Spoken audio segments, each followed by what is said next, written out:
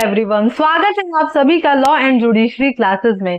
मैं शिवांगी गुप्ता स्वागत करती हूं आप सभी का आपके अपने इस यूट्यूब चैनल पे। कैसे हैं आप सभी? उम्मीद करती हूं आप सभी बहुत अच्छे होंगे और अपनी पढ़ाई को बहुत अच्छे से जारी रख रहे होंगे। कल के लेक्चर में हमने बात किया था भारतीय संविधान के जितने भाग हैं उसके बारे में, जिसमें से हमने पार्ट 1 से लेकर के 10 तक कंप्लीट कर लिया था और जान लिया था कि किस अनुच्छेद तक में क्या क्या प्रावधान दिए गए हैं। आज हम बात करेंगे भाग 11 से लेकर के 22 तक के बारे में और जानेंगे कि क्या क्या चीजें बताई गई हैं। उम्मीद करती हूं कि पहला जो लेक्चर है हमारा वो आपको पसंद आया होगा और बहुत सारे बच्चों को पसंद आया भी है। ऐसे ही आप अपना प्यार बना के रखिए और बताइए कि आपको लेक्चर कैसा लगता है, ताकि मैं और मोटिवेट हो करके आपके लिए और खूब सारे वीडियो बनाऊं। ठीक है, तो चलिए फिर शुरू करते हैं आज के क्लास को। अब हम बात करेंगे भाग 11 के बारे में, यानी कि पार्ट 11। अब ये कहता क्या है? संघ और राज्यों के बीच का संबंध, यानी कि सेंट्रल और स्टेट का जो रिलेशन है उसके बारे में बात करता है। कौन सा हमारा पार्ट 11। अब ये है कहां से कहां तक? तो ये है आपका 245 से लेकर के 245 से 263 तक है। ठीक है, 263 तक है। ठीक है, डिटेल में हम नहीं जाएंगे पार्ट के, क्योंकि आज केवल हम लोग क्या कर रहे हैं, अभी इसके जितने पार्ट हैं वो पार्ट केवल हम लोगों को याद करना है। ठीक है, तो उसी हिसाब से चलेंगे। जैसे जैसे हम लोग अंदर जाएंगे डेप्थ में, तो उसके बाद जो है इसके जितने प्रोविजन है वो भी याद करते चलेंगे, पढ़ते चलेंगे। ठीक है, इसके बाद हम लोग क्या बात करेंगे, आपका आता है इसके बाद पार्ट 12। अब ये जो पार्ट 12 है आपका, ये क्या बात करता है? वित्त, संपत्ति, संविदा और वाद। ठीक है, वित्त संपत्ति यानी कि धन से रिलेटेड जो भी चीजें हैं, संपत्ति से रिलेटेड जो भी चीजें हैं, प्रॉपर्टी से जो भी कॉन्ट्रैक्ट होते हैं आपके, है ना। इंडियन कॉन्ट्रैक्ट एक्ट कहां से मान्यता प्राप्त करता है? संविधान से ही। जितने भी हमारे कानून हैं वो सारे के सारे अगर किसी से मान्यता प्राप्त करते हैं तो वो है हमारा संविधान। ठीक है, तो कुछ कुछ चीजें जो है आपको देखने को भी मिल जाएगी, जैसे कि अभी ये आपका संविदा दिख लिए आप, है ना। वाद, है ना, कोई केस वगैरह फाइल करना है तो कैसे फाइल होगा, इन सब के बारे में जो है इसके बारे में बताया गया है इसके अंदर। ठीक है, अब ये कहां से कहां तक है आपका? तो ये है आपका 264 से लेकर के 308। ठीक है, 264 से लेकर के 308। अब ये 308 क्या है अपना? ध्यान है, बताए थे हम कि ये संपत्ति का अधिकार जो लिया गया था उसको मूल अधिकार से संवैधानिक अधिकार बना दिया गया था, विधिक अधिकार बनाया गया था। कहां पे? यही आपके 300A में, है ना। और कौन से संविधान संशोधन से? तो 44वां संविधान संशोधन 1978 से। याद आया? चलिए अब हम आगे देखेंगे आपका भाग 13। ठीक है, अब ये जो आप भाग 13 है ये क्या बताता है? भारत के राज्य क्षेत्र के भीतर व्यापार, वाणिज्य और समागम, यानी कि एक राज्य से दूसरे राज्य में कोई व्यापार कैसे करेगा या एक देश से दूसरे देश में व्यापार कैसे किया जाएगा, ट्रेड कैसे किया जाएगा, इसके बारे में प्रावधान कहां है? तो आपके भाग 13 में है। ठीक है, अब ये कहां से कहां तक है? तो आपका 301 से 307। ठीक है, आर्टिकल 301 से 307 जो है इसके बारे में प्रावधान करता है। ठीक है, अब नेक्स्ट हम लोग जाएंगे कहां पे? 14 पे। ठीक है, अब भाग 14 क्या है? ये बता रहा है संघ और राज्यों के अधीन सेवाएं। ठीक है, यानी कि जितने तरीके के जो ऑफिसर्स नियुक्त होते हैं उसके बारे में, जैसे IAS, IPS, है ना, या फिर आपके जुडिशरी से रिलेटेड जो भी लोग नियुक्त होते हैं उन सबके बारे में प्रावधान यही दिया गया है कि कोई सरकारी नौकरी पाता है, नियोजन में आता है, तो वो क्या क्या सेवाएं देगा, उसके क्या क्या अधिकार हैं, क्या क्या कर्तव्य हैं, है ना, कैसे किसी को नौकरी से हटाया जा सकता है, इन सारे के बारे में प्रावधान यहां दिया गया है। ठीक है, भाग 14। अब ये है कहां से कहां तक? तो 308 से लेकर के आपका 323, ठीक है, यानी कि 308 से लेकर के 323 जो है इसके बारे में प्रावधान करता है, ठीक है। नेक्स्ट हम लोग बढ़ेंगे आगे। देखिए लिखा है ना यहाँ पे कि संघ राज्य क्षेत्रों के सेवा करने वाले व्यक्तियों की भर्ती, सेवाएं और शर्तें, है ना। तो जैसे जैसे हम लोग अंदर जाएंगे जब डीप में तब पढ़ेंगे। जैसे कि यहाँ लिखा है अखिल भारतीय सेवाएं, है ना, अखिल भारतीय सेवाएं, ये सब जो है आपके, ये लिखा है लोक सेवा आयोग, है ना। तो ये सारी चीजें हम लोग पढ़ेंगे कब, जब हम लोग इसके अंदर जाएंगे तब, ठीक है। आगे क्या है आपका भाग 14 क। अब ये क्या है आपका अभिकरण, ठीक है, अभिकरण के बारे में बात करता है। प्रशासनिक अभिकरण कौन कौन से होते हैं इसके बारे में। तो ये कहां से कहां तक है आपका 323A और 323B, ठीक है, यही लिखा हुआ है आर्टिकल 323A और B, ठीक है। इसके बारे में बात करता है, छोटा सा है, ठीक है, आराम से हम लोग जान जाएंगे कि ये है क्या। नेक्स्ट हम लोग आगे बढ़ेंगे। नेक्स्ट आपका है निर्वाचन, ठीक है, जो आपका आर्टिकल 324 बात करता है इसके बारे में, ठीक है। और भाग कहाँ है तो 15 में है, ठीक। निर्वाचन यानी कि इलेक्शन से रिलेटेड जो भी चीजें हैं, है ना, इलेक्शन के अंतर्गत क्या क्या चीजें आती हैं, कौन से अधिकार हैं, निर्वाचन आयोग क्या होता है, उनकी क्या जिम्मेदारियां हैं, कैसे वो चुनाव कराएंगे, ठीक है। तो ये सारी चीजें जो है कौन बात करता है आपका भाग 15 जो है बताता है। अब ये कहां से कहां तक है तो 324 से लेकर के 329A, ठीक है, 324 से लेकर के आपका 329A इसके बारे में बात करता है, ठीक है। नेक्स्ट हम लोग आगे बढ़ेंगे। आपका भाग 16 क्या कह रहा है भाग 16 कुछ वर्गों के संबंध में विशेष उपबंध, यानी कि यहाँ पे जो है रिजर्वेशन से रिलेटेड कुछ प्रावधान है। जैसे कि ST SC के लिए क्या है प्रावधान, OBC के लिए क्या प्रावधान है ना। और अब तो जो है आपके EWS के लिए भी प्रावधान कर दिए गए हैं, है ना। और एंग्लो इंडियन हटा दिया गया है। आपको बताना है कि एंग्लो इंडियन जो है कौन से संविधान संशोधन द्वारा हटाया गया है, ठीक है। ये आपका एक क्वेश्चन है, ढूंढ करके आपको कमेंट बॉक्स में जवाब देना है, ठीक है। अब ये कहां से कहां तक है आपका तो 330 से लेकर के आपका 342 तक है, ठीक है। आर्टिकल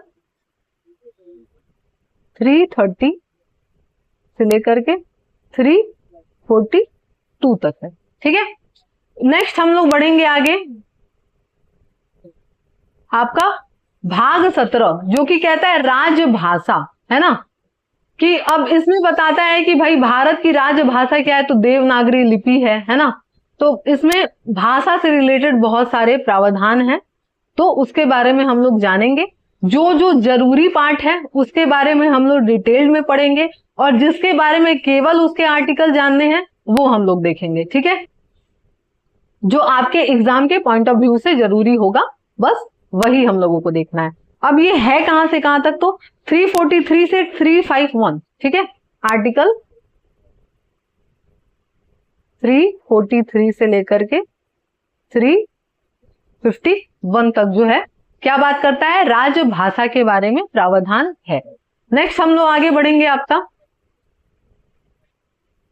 आपात उपबंध है ना, इमरजेंसी, है ना, कि जब जो है अभी हाल ही में क्या हुआ था, भारत पाकिस्तान में युद्ध जैसी स्थिति बन गई थी, तो ऐसा सुनने में आ रहा था कि क्या पता कि इमरजेंसी लग जाए, लेकिन लगा नहीं और सही समय पे युद्ध को रोक दिया गया, ठीक है।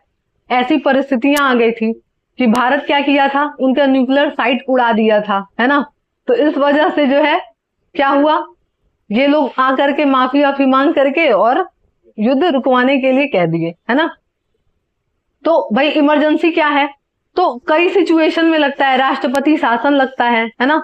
जब जो है ऐसा आपात उपबंध हो जाए कि युद्ध या बाह्य आक्रमण से खतरा हो जाए या देश में अशांति फैल जाए, इन तीनों कंडीशन में क्या होता है आपात उपबंध लागू होता है। राष्ट्रपति शासन आपको पता ही होगा कब लागू होता है राष्ट्रपति शासन, जब क्या हो कि कोई राज्य जो है वो सही तरीके से काम नहीं कर रहा है, विधि की पालना नहीं कर रहा है तो राज्यपाल जो है वो क्या करता है, राष्ट्रपति से शिकायत करता है ना। राज्यपाल का काम ही क्या होता है, राज्यपाल का काम यही होता है कि वो क्या करे, देखते रहे कि उस राज्य में काम कैसे हो रहा है। अगर सही से काम नहीं हो रहा है तो वो क्या करेंगे, सूचना देंगे, रिपोर्ट करेंगे कि भाई देखिए ये राज्य जो है वो कानून का उल्लंघन कर रहा है और सही तरीके से काम नहीं कर रहा है।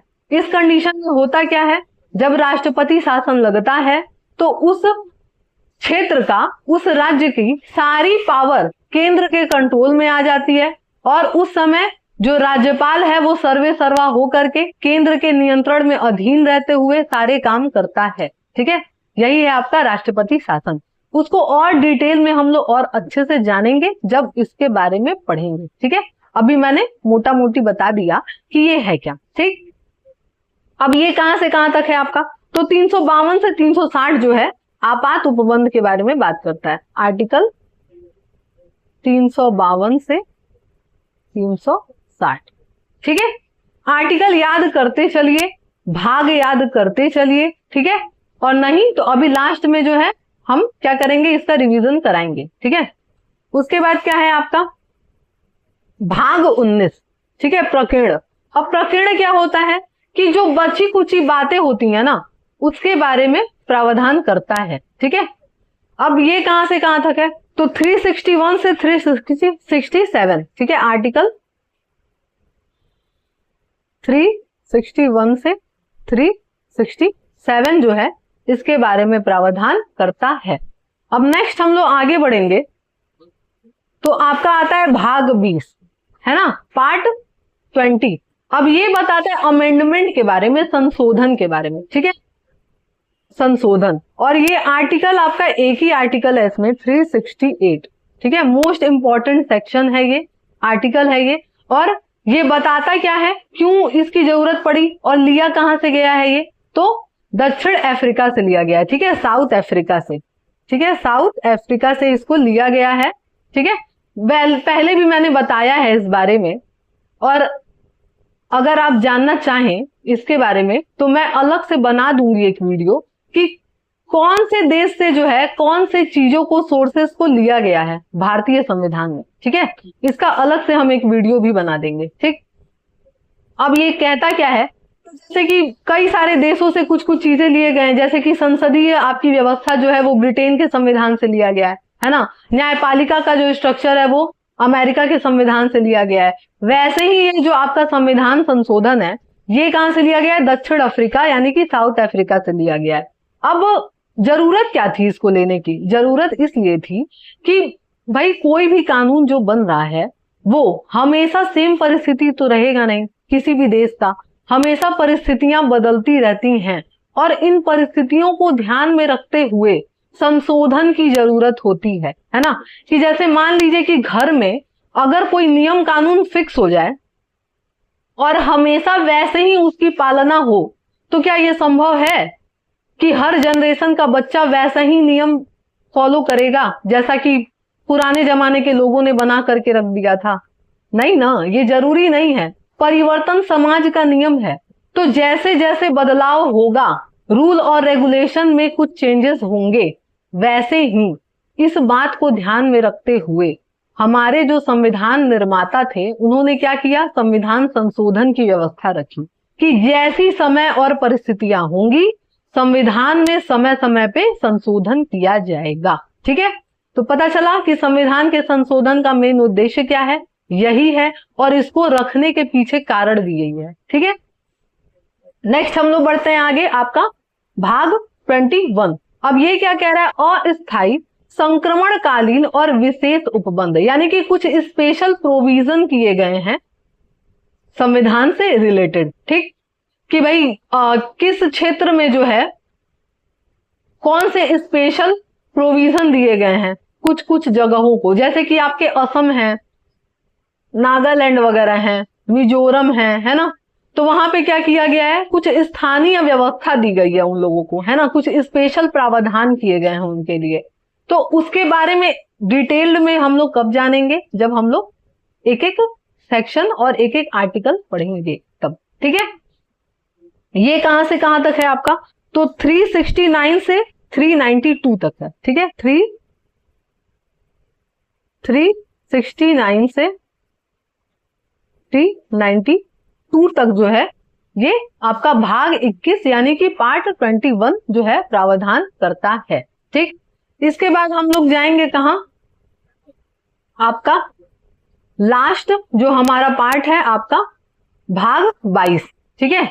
अब ये जो भाग 22 है हमारा, ये क्या बात करता है, संक्षिप्त नाम। देखिए किसी भी कानून में जो है अगर हम देखें तो सबसे पहला सेक्शन जो है वो संक्षिप्त नाम बताता है, लेकिन यहाँ पे क्या है, सबसे लास्ट में दिया गया है, ठीक है।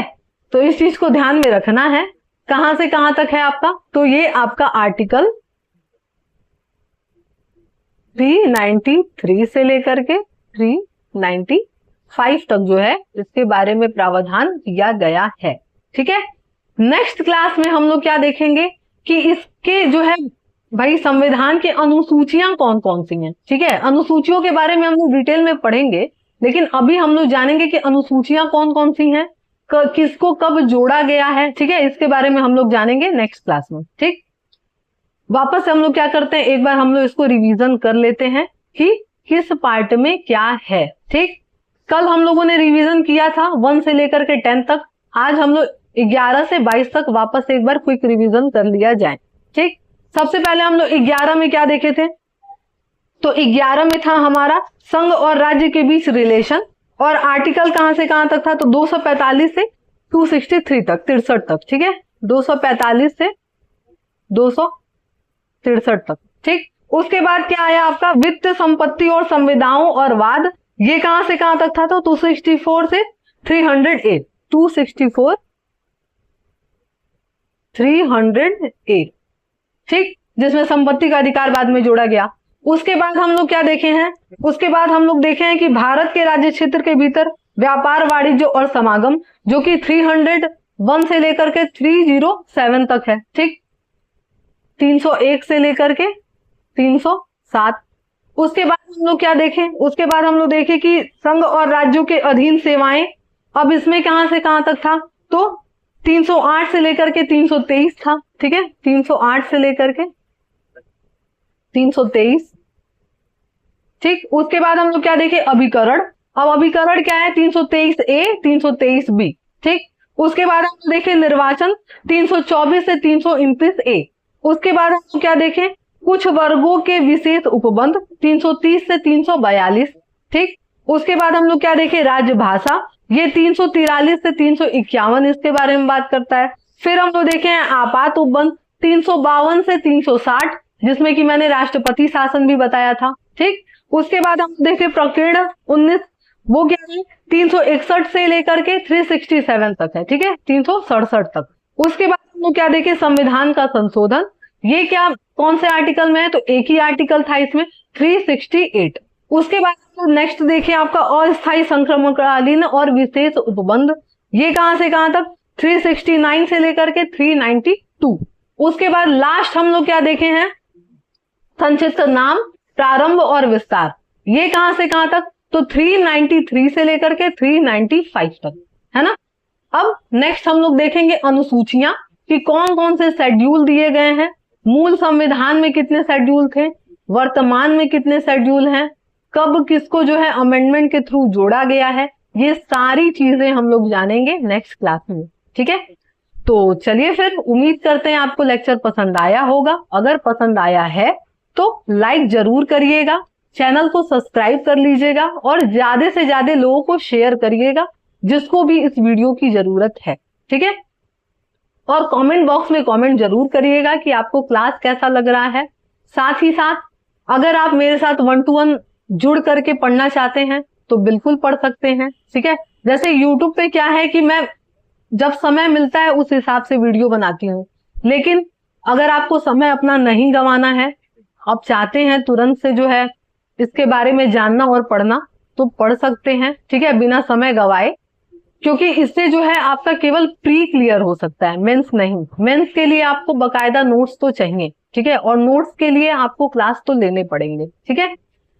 तो चलिए फिर मिलते हैं नेक्स्ट क्लास में।